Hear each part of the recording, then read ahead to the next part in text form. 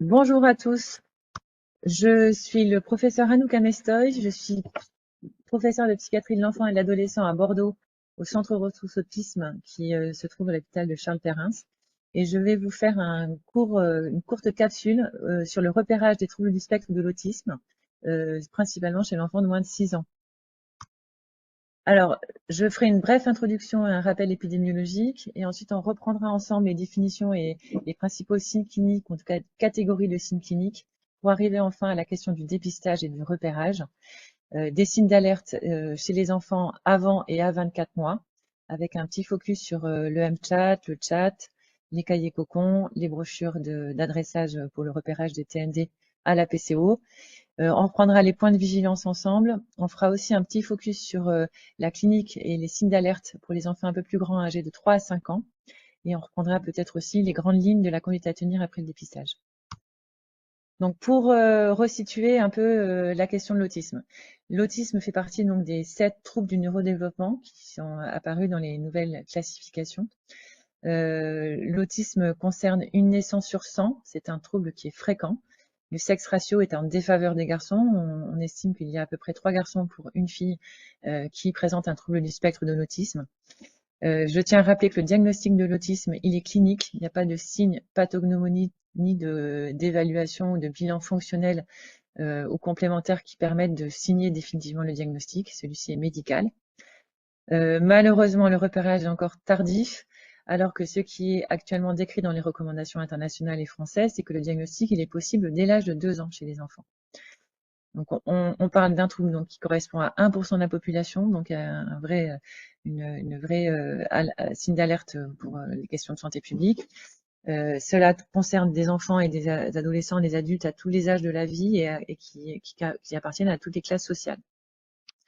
Il y a une grande hétérogénéité des enfants qui présentent un autisme et c'est lié principalement à l'intensité qui va être variable, mais également aux troubles associés qui sont très fréquents dans l'autisme. Néanmoins, l'autisme situe l'enfant dans le champ du handicap. On n'est pas dans la question d'une maladie avec un processus de rémission, mais ce handicap va varier et l'évolutivité est différente en fonction des âges et aussi en fonction des troubles qui sont associés à l'autisme. Pour reprendre quand même l'importance de cette thématique, il n'existe pas de mortalité qui soit spécifique à l'autisme, mais ces enfants et ces personnes ont une surmortalité qui va être plutôt liée à leurs troubles associés et à leur défaut d'accès aux soins.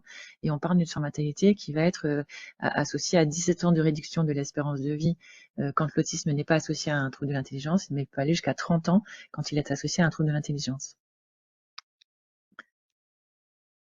L'autisme est donc lié à des anomalies très précoces dans le développement du cerveau. On considère que ces anomalies apparaissent in utero et dans la période fragile de la périnatalité, donc jusqu'aux 2 ans de l'enfant.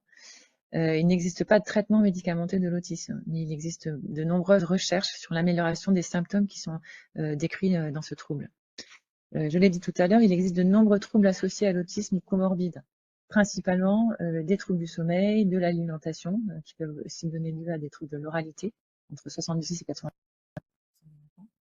mais aussi des troubles sévères comme l'épilepsie, d'autres troubles du neurodéveloppement. Il y a 40% d'enfants qui ont un trouble de développement de l'intelligence associé, 40% qui ont un trouble de déficit de l'attention avec hyperactivité, avec ou sans hyperactivité. Et on retrouve aussi tout un panel de pathologies génétiques ou métaboliques qui peuvent être associées à l'autisme et qui peuvent participer à l'étiologie de l'autisme. On retrouve également des comorbidités importantes anxio-dépressives qui arrivent plus tard dans le développement de l'enfant, mais qui sont supérieures à celles enfin, les prévalences sont supérieures à celles qu'on trouve dans la population générale. Ce sont des enfants dits vulnérables. Ce qui est aussi important, c'est de bien comprendre que la rééducation fonctionnelle qui est faite précocement chez ces enfants va être efficace, même si la littérature scientifique est encore trop rare dans ce domaine. Pour prendre un petit peu l'étiologie et qu'on partage donc un peu le cadre, l'étiologie de l'autisme, elle est multifactorielle, c'est le consensus actuellement et depuis longtemps. Ce sont plusieurs anomalies différentes qui vont s'associer chez l'enfant et qui vont aboutir à une trajectoire développementale de type autistique. Dans ces multiples facteurs, il y en a 3 principaux. Une vulnérabilité génétique importante, En effet, l'héritabilité de l'autisme, elle est estimée entre 50 à 80%, donc elle est forte, mais il y a plus de 140 gènes candidats, on n'est pas sur un trouble monogénique. À côté de cette vulnérabilité génétique, donc qui est le noyau dur, il y a plein de facteurs neurobiologiques, neurophysiologiques, et actuellement, on sait bien décrire qu'il y a des anomalies qui peuvent autant toucher la structure, le volume, mais surtout la connectivité cérébrale de ces enfants, et c'est un trouble de la dysconnectivité, on appelle actuellement. Les facteurs environnementaux ont une part importante également dans l'origine de l'autisme, et la fenêtre développementale qui est touchée est celle de la périnatalité. Donc tous les facteurs environnementaux, qu'ils soient infectieux, toxiques, l'alcool notamment, mais également la prise de médicaments pendant la grossesse, et notamment l'acide valproïque qui a été très incriminé, et les autres antiépileptiques, et d'autres facteurs environnementaux comme les pesticides, la pollution sont maintenant bien documentés et bien incriminés aussi dans l'émergence du trouble.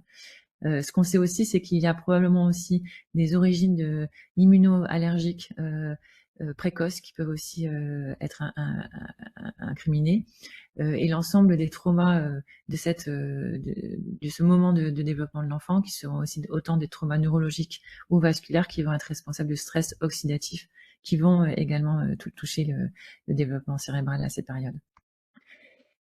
L'autisme, c'est donc le trouble qui touche le développement des compétences de socialisation et de communication de l'enfant.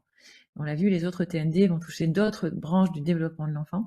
L'autisme, c'est la cécité du social. Donc, c'est un trouble de la socialisation et de la communication. Les signes cliniques vont se retrouver et vont être regroupés dans deux grands domaines. Celui de la communication des interactions sociales, donc les symptômes et les difficultés qui vont toucher le développement de la communication sociale de l'enfant. Et le deuxième domaine qui est impacté, c'est celui des comportements, activités ou intérêts, qui sont de nature plus restreinte, plus répétitive, plus stéréotypée qu'un enfant qui n'est pas autiste. Dans ce deuxième domaine, il existe aussi toutes les particularités sensorielles qui sont décrites dans ce trouble. Et puis à côté de ces deux gros domaines de difficultés, le médecin va pouvoir associer des spécificateurs quand il fait la procédure diagnostique, et ces spécificateurs vont être la notion de profil cognitif, donc est-ce qu'il y a ou pas un trouble du développement intellectuel. Il va pouvoir aussi spécifier chez cet enfant pour lequel il porte le diagnostic d'autisme son niveau de langage, ses capacités verbales, la présence ou pas d'une condition génétique, médicale, environnementale qui est connue, et il va pouvoir aussi évaluer la sévérité des symptômes, ou dans le DSM-5, la notion d'handicap secondaire et de niveau de handicap fonctionnel. Ce qui est important de comprendre, c'est que ces enfants sont très hétérogènes dans leur clinique. Les présentations cliniques sont très différentes d'un enfant à un autre, et c'est pour ça qu'on parle de spectre de l'autisme et pas de trouble autistique. Pour être un petit peu plus détaillé, mais je ne vais pas aller dans beaucoup de détails sur les critères de diagnostic de l'autisme. Donc, on a vu les deux domaines sont touchés. Dans le premier domaine, les trois types de symptômes qui sont vraiment retrouvés et qui signent l'autisme, c'est la question de la réciprocité sociale ou émotionnelle, donc les difficultés de réciprocité sociale et émotionnelle. Ensuite, c'est des symptômes qui sont plutôt liés à la communication non verbale, donc la gestuelle, les expressions de l'enfant. Et enfin, les symptômes qui sont liés à l'observation que cet enfant ne développe pas ou ne comprend pas les relations sociales. Donc c'est sa caractère, le fait qu'il soit en retrait, qu'il soit isolé, entre autres. Dans le deuxième domaine, on va retrouver plutôt des comportements, des symptômes qui vont signer la répétitivité, la stéréotypie de son comportement, de ses intérêts, de ses activités. Mais aussi, on va retrouver tous les symptômes qui sont liés à sa rigidité, donc des difficultés liées au changement, et tout un panel de routines, de rituels qui peut être mis en place et qui correspond en fait aux symptômes d'intolérance au changement. Enfin, on y retrouve aussi dans ce deuxième domaine les intérêts restreints, qui peuvent être restreints ou fixes, mais aussi qui peuvent être anormaux dans leur intensité. On trouve aussi tout le cortège des troubles sensoriels, hyper, hypo, qui sont décrits dans ce trouble. Donc, tous ces symptômes vont être regroupés en deux grands domaines qui doivent être évalués comme atypiques ou en tout cas anormaux dans des contextes variés, pas seulement dans un contexte de vie de l'enfant. Et ces éléments symptomatiques doivent être retrouvés dans la période actuelle où on fait le diagnostic, mais aussi dans les antécédents et dans la période du développement précoce. C'est ce qui est dit dans les classifications diagnostiques. Ces éléments-là, ces difficultés-là, ils doivent avoir un retentissement fonctionnel actuel et ce que ça s'appelle social, scolaire ou professionnel. c'est ce qui est important pour faire la différence entre des traits de fonctionnement ou des traits psychologiques. Là, on est dans les troubles du symptôme, donc il y a un retentissement fonctionnel de ces anomalies. Et surtout, l'ensemble de ces symptômes qui touchent donc la réciprocité, la communication non verbale, elles ne peuvent pas être explicables par la présence d'un trouble de développement intellectuel ou d'un retard global de développement. RGD, c'est retard global de développement. Donc, on doit toujours aussi évaluer ces compétences-là au regard de l'âge développemental de l'enfant et pas de l'âge chronologique s'il y a un trouble de développement intellectuel. Si on passe maintenant sur la question du dépistage et la question des signes d'alerte et de repérage. D'abord, l'ensemble de la procédure de repérage est maintenant assez consensuelle et assez documentée. Les recommandations de la HAS dans ce domaine datent de 2018, donc elles sont assez récentes, et elles vont s'adresser à l'ensemble des professionnels de la petite enfance, et pas seulement aux médecins. Donc on est bien sur des signes de repérage précoce. Ce qui est rappelé aussi dans les recommandations, c'est que le repérage, il est important parce qu'il va permettre de réduire les délais d'obtention d'un diagnostic. Repérer, c'est pas diagnostiquer, donc c'est orienté pour un diagnostic, ce qui va permettre de mettre en œuvre des interventions adaptées qu'on sait maintenant précieuses si elles sont mises en place avant l'âge de 4 ans de l'enfant. Donc l'idée, c'est de favoriser le développement des apprentissages pour éviter un surhandicap à l'autisme, mais aussi surveiller et diagnostiquer les troubles associés. On a vu, ils étaient nombreux, pour aussi éviter le surhandicap. Parce que ce sont ces deux éléments-là qui vont effectivement aussi beaucoup rentrer en considération dans le pronostic de l'enfant. Enfin, ce repérage précoce et qui entraîne un diagnostic précoce va pouvoir rapidement mettre en place des adaptations scolaires et prévenir aussi ce qui peut être du surhandicap lorsqu'on les met en décalé de la mise à scolarisation de l'enfant. Alors, ce qu'on savait déjà depuis longtemps sur les signes précoces de l'autisme, c'est d'abord que chez l'ensemble des enfants, le début moyen de l'autisme, il était évalué autour de 18 mois. Et ça, c'est quelque chose qu'on sait depuis longtemps. Et que même si effectivement la grosse partie des enfants avaient l'ensemble des signes d'alerte à 18 mois, il y avait des formes qu'on disait un peu plus précoces. C'est-à-dire qu'il y avait des enfants qui étaient, eux, plutôt apathiques, peu réactifs, peu d'interaction, et qui étaient finalement caricaturales d'une forme un peu précoce de l'autisme, puisqu'on pouvait repérer ces signes-là chez ces nourrissons dès l'âge de 12 mois. Et puis, historiquement, on avait tendance à parler de formes plus tardives dans les signes d'alerte, qui étaient qu'entre 12 et 18 mois, donc quand ils étaient plus âgés que 12 mois, et, ce qui pouvait plutôt alerter dans l'autisme, c'était la régression, en fait, qui était principalement présente dans 30% des cas, ou en tout cas la stagnation en plateau du développement de l'enfant. Mais surtout, ce qui était connu et ce qui a été toujours très consensuel, c'était que les préoccupations parentales qui étaient motivées par des difficultés d'interaction avec leur enfant ou des difficultés de langage étaient très quand même signataires, en tout cas, d'un risque d'autisme. Ce qu'on a appris grâce aux sciences du développement et à la psychologie cognitive, c'est que finalement, les difficultés pour les enfants avec des risques d'autisme étaient repérables dès l'âge de 12 mois et s'installaient en fait entre 12 et 18 mois. Et que ces difficultés, elles pouvaient un petit peu se caricaturer sur des difficultés d'engagement social. Et notamment, on repère dedans les signes classiques de l'absence de réponse au prénom chez ces enfants, qui est très spécifique d'un risque d'autisme, et les difficultés dans le contact visuel ou dans le développement des gestes de la communication, et notamment le pointage. Enfin, le troisième élément qui était très mis en avant dans les signes d'alerte pour de l'autisme, c'était les difficultés et le retard d'acquisition des mots et des phrases. Associés ces trois éléments à des difficultés dans les jeux sociaux et des difficultés de mise en place du jeu de faire semblant, mais qui étaient quand même pas attendues pour ces critères d'âge précoces. Donc ça, ce sont les principaux signes d'alerte des enfants de 12 à 18 mois. La réponse au prénom, le contact visuel et les gestes de communication, l'acquisition des mots et des phrases, et ça associé avec des difficultés dans le jeu social. Néanmoins, toute régression du langage et des interactions sociales maintenant est considérée comme un signe d'alerte de l'autisme à tout moment du développement. De la même manière, l'inquiétude parentale pour un défaut de communication sociale, ça doit être un signe d'alerte aussi pour l'autisme, de risque de d'autisme à tout moment de développement. Et enfin, il y a une quatrième donnée qui est quand même de plus en plus à prendre en considération, c'est que tout antécédent d'autisme ou de trouble du neurodéveloppement dans la fatigue est en lui-même un signe d'alerte pour un trouble du spectre de l'autisme chez l'enfant. Ce sont ces enfants dits vulnérables ou à haut risque. Donc, dans les signes précoces de l'autisme, actuellement, on sait qu'entre 6 et 12 mois, c'est assez rare que le contact visuel, le sourire social et l'intérêt pour autrui soient déficitaires, puisqu'il est toujours souvent observé dans 90% des cas.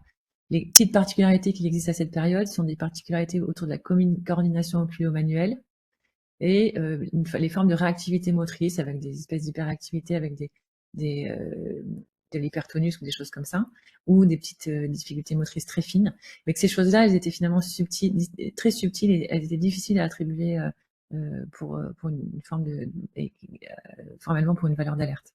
Entre 12 et 18 mois, par contre, ça s'installe progressivement les anomalies de l'attention conjointe et celles du jeu, qui vont, elles, vraiment motiver les inquiétudes parentales. Le problème, c'est qu'à cette période du développement, entre 12 et 18 mois, elles sont non spécifiques, parce qu'elles peuvent aussi être retrouvées dans d'autres troubles du développement, comme le trouble du développement intellectuel, le trouble du langage, mais aussi le TDAH. Et surtout, elles sont instables dans le temps à cette période, entre 12 et 18 mois, parce qu'elles peuvent être atypiques pendant quelques semaines, et puis s'améliorer pendant quelques jours, quelques semaines. Donc, elles ont un caractère qui n'est pas forcément très sécurisant quand on parle de signes d'alerte. Néanmoins, ce qu'il faut comprendre, c'est qu'à 24 mois, ces anomalies-là, elles sont présentes et elles sont suffisamment stables et significatives pour qu'on puisse les attribuer à l'autisme. Et à 24 mois, qu'est-ce qu'on retrouve alors?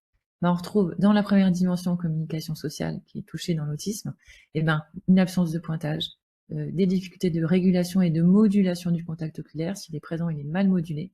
Et surtout, des difficultés de réponse au prénom ou à la présence humaine. À côté de ça, qui est vraiment le noyau des signes d'alerte dans la communication sociale, on va avoir des particularités du langage qui vont être très différentes d'un enfant à l'autre. Soit il y a une apparition tardive des premiers mots, soit il y a du jargon, soit il y a de l'écholalie, soit il y a un mélange de tout ça. Il peut avoir du néolangage, donc une idiosyncrasie. L'enfant construit des mots pour lui-même. Mais à chaque fois, effectivement, il y a des petites anomalies du langage qui sont présentes. À côté de ça, dans ce premier domaine, vous allez avoir une pauvreté du jeu. Ce sont des enfants qui n'imitent pas et qui s'investissent pas du tout à 2 ans dans les questions d'imitation des mimiques, des gestes, et qui s'isolent progressivement de façon très appuyée et très stable. Dans le deuxième domaine, les signes d'alerte à 2 mois que vous retrouvez de façon très spécifique et de façon très stable, c'est l'apparition de cette fameuse répétitivité. Donc, soit dans les mouvements, et à ce moment-là, ça va caractériser les stéréotypies qui sont décrites dans l'autisme, le flapping, l'émiettement, des choses comme ça, ou alors dans les activités. Alors, ce sont des enfants qui s'enferment dans des activités d'empilement, de transvasement, et enfin des intérêts qui vont être soit restreints, soit très pauvres en fait, soit aussi des attachements bizarres pour des bouts de ficelle, des bouteilles de coca, des choses qui sont pas attendues en tout cas à cette période développementale. Et à côté de ça, vous avez toute cette réactivité sensorielle qui est présente à 2 ans et qui est quand même représentative de ces enfants, avec des éléments d'autostimulation ou des éléments d'évitement sensoriel. Et ce qu'il faut comprendre, c'est que l'ensemble des sens de l'enfant peut être touché, mais qu'à la période précoce comme ça, de l'âge de 2 ans, en fait, ce qu'on retrouve principalement, c'est des éléments autour de l'ouïe, donc des hyperréactivités auditives qui vont entraîner des peurs et des troubles du comportement, des difficultés autour de la gustation, le goût, donc du coup qui peuvent entraîner l'installation, qui peuvent entraîner une installation d'un trouble de l'oralité à proprement parler. Mais en tout cas des difficultés dans l'autonomie et dans le quotidien, et puis des éléments aussi autour du toucher, du tactile. Donc des enfants qui supportent pas certains vêtements, certains contacts, donc dans les soins d'hygiène qui sont très en difficulté avec des réactions de rejet, d'explosivité pour couper les ongles, les cheveux, etc., changer de type de vêtements. Et puis après, il y a tout le domaine proprioceptif et vestibulaire qui, à cette période de la vie précocement, peut surtout être responsable de comportements de déambulation, de tournoiement, tout ce qu'on a pu associer aussi à des stéréotypies et qui sont en fait des recherches de stimulation vestibulaire. Donc des enfants qui grimpent partout et qui cherchent vraiment des sensations vestibulaires. Donc il faut surveiller continuellement le développement socio-communicatif, en particulier avant 3 ans, pour rechercher ces signes d'alerte et renseigner les examens systématiques. Vous savez qu'une partie des éléments concernant l'autisme va être intégrée au carnet de santé. Il ne faut absolument pas banaliser les inquiétudes parentales qui concernent finalement et qui caractérisent le principal signe d'alerte de l'autisme. Et surtout être très attentif au développement des jeunes enfants qui ont un antécédent d'autisme dans leur fratrie, ou alors qui ont eux-mêmes des risques périnataux dans leurs antécédents personnels. Alors, qu'est-ce qu'on a comme outil ou comme échelle? Ce sont des éléments que vous allez pouvoir avoir de façon plus détaillée, mais principalement, on va avoir à disposition le mChat, qui est un questionnaire parental qui est très rapide à utiliser puisqu'on le fait en 5 minutes et qu'il faut utiliser dans la période entre 18 et 24 mois de l'enfant, donc auprès des parents.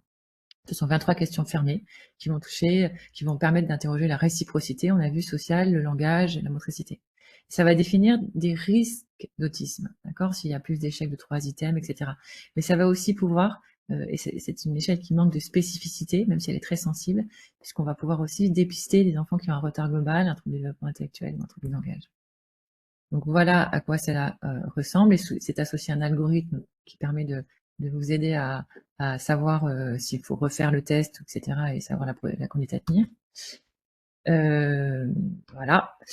La deuxième échelle que nous avons à disposition est plus, enfin c'est pas une échelle, c'est un outil qui est un peu plus long puisqu'elle se fait, on l'a fait passer en 15 minutes puisqu'il y a une partie de questions qu'on pose aux parents et une partie où on observe l'enfant et on doit répondre à des critères et à des items. Principalement, il va examiner la communication sociale. On est vraiment sur le cœur de l'autisme. Donc, c'est le pointage, le regard, le jeu symbolique. Et donc, ça permet de dépister à l'âge de 18 mois, d'accord, autour de l'âge de 18 mois, un risque d'autisme. Surtout s'il y a un échec aux 3 items dont on a parlé, la réponse au prénom, le pointage et le contact oculaire, par exemple, ou alors des risques modérés. Donc, il a cette forme-là, et c'est pareil, il sera probablement décrit de façon plus détaillée dans un autre module.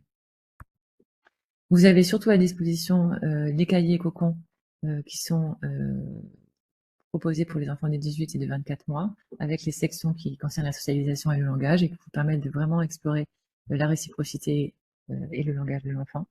Et vous avez également les livrets de repérage pour un trouble du neurodéveloppement qui est disponible qui est nécessaire à remplir lorsqu'on adresse ses enfants à la PCO, la plateforme de coordination et d'orientation, et qui est aussi disponible sous la forme d'un questionnaire en ligne qui est proposé par le GNCRA. Et donc vous avez tous les items qui correspondent au trouble de la communication sociale à 18 mois et également à 24 mois dans ces brochures. Alors, les points de vigilance à avoir, c'est d'abord que, comme je vous l'ai dit, le recours à la MSAT, il est pertinent, mais il n'y a pas de consensus sur le caractère systématique parce qu'il y a un manque de spécificité. 50% des enfants qu'on va dépister avec le MSAT, ils vont pas avoir un trouble du spectre de l'autisme, mais ils vont avoir un autre trouble du neurodéveloppement en majorité. D'accord, la sensibilité, elle est plus de 90%. Mais effectivement, elle ne permet pas forcément d'être spécifique sur l'autisme. Donc, un dépistage positif n'implique pas formellement un TSA, mais ça va impliquer l'indication d'un adressage à la PCO ou à la pédopsychiatrie pour une procédure de diagnostic. On passe à une étape de diagnostic. Alors qu'un dépistage négatif, lui, ne doit pas rester comme une fin en soi. Ça ne signifie pas l'absence de risque de TSA, car les signes peuvent être repérés ultérieurement. Il ne faut pas hésiter, même s'il y a un dépistage négatif qui est fait à 18 mois, de se reposer la question si l'enfant à 24 mois ou à 36 mois présente des signes qui vous alertent sur la question de l'autisme. Enfin, les professionnels doivent être prudents pour leur annonce vis-à-vis des parents, dans leur annonce aux parents. Et il faut évoquer dans un premier temps, probablement plus, la notion de trouble du développement, ou un enfant à risque d'autisme ou de trouble du neurodéveloppement, et surveiller en continu le développement de l'enfant en l'adressant en parallèle à une procédure de diagnostic. Un petit focus maintenant sur les enfants un peu plus âgés, de 3 à 5 ans, donc qui ont normalement échappé au screening des enfants plus jeunes, puisque la majorité des enfants autistes, comme on l'a dit, vont avoir des signes d'alerte à 2 ans, et ces signes d'alerte vont être assez quand même spécifiques de la question de l'autisme. D'accord, la majorité des enfants ont un tableau d'autisme à l'âge de 2 ans, mais effectivement, il y a des enfants chez lesquels ces éléments-là sont plus subtils, ou c'est des enfants qui sont passés à travers les mailles du dépistage. Donc, pour cette fenêtre développementale, dans le domaine de l'interaction sociale, vous allez retrouver de toute façon les difficultés en termes de réciprocité et de la communication non verbale, donc les difficultés de pointage, de contact oculaire et de réponse au prénom. Mais là, vous allez vraiment aussi vraiment voir un enfant qui a des difficultés dans la réciprocité émotionnelle, donc des difficultés dans le sourire social, qu'on voit quand même bien présent, notamment avec les familiers à 3 à 5 ans. Et surtout, une pauvreté d'utilisation des gestes, comme applaudir ou d'écrire, donc les gestes descriptifs, avec très peu de mimique faciale, ou des enfants qui ont une description de masque binaire, soit ils sont que dans la joie, que dans la colère, et puis après, il y a une forme de still face, c'est-à-dire qu'il n'y a pas d'autre expression faciale. Et surtout, ce sont des enfants chez lesquels, là, on va retrouver des particularités dans le langage, euh, qui peuvent être donc de l'écolalie, qui est assez caricatural, mais ça peut être aussi l'invention de ses propres mots, ce qu'on appelait l'idiosyncrasie, donc un petit néolangage qui n'est pas forcément très inquiétant pour les parents et qui doit nous inquiéter à nous. Et puis après, l'utilisation des blocs de mots, comme si un bloc de mots pouvait faire une phrase, alors qu'en fait, c'était toujours associé de façon assez répétitive. Hein. La répétitivité d'un langage, c'est aussi un signe d'alerte à cette période-là. Une absence d'apparition du jeu, l'inversion pronominale qui perdure, une intonation étrange qui arrive aussi à cette période du développement, ou un langage qui se développe de façon trop élaborée et trop rapide, avec un lexique qui est trop appuyé et un enfant qui corrige énormément aussi la question du lexique. À côté de ça, ce sont des enfants qui ont entre 3 et 5 ans un vrai isolement social avec une pauvreté des jeux et qui sont un peu définis comme étant peu curieux par l'environnement, parce qu'ils n'ont pas d'imitation, ils s'intéressent peu aux autres. Il n'y a pas le trou de rôle, donc du coup, il y a un aspect tyrannique aussi et autoritaire dans le jeu, puisque du coup la réciprocité ne se développe pas. Et il y a effectivement une absence de développement du jeu de faire semblant, avec des enfants qui se fixent sur des jeux de construction, de manipulation ou des collections. Enfin, c'est un enfant qui ne signale pas quand il ne comprend pas, un enfant autiste de 3 à 5 ans. Et c'est quelque chose qui est lié au défaut de développement de la pragmatique du langage, qu'on verra plus tardivement, plus tard dans leur développement, mais qui à cette période-là peut aussi être un signe d'alerte.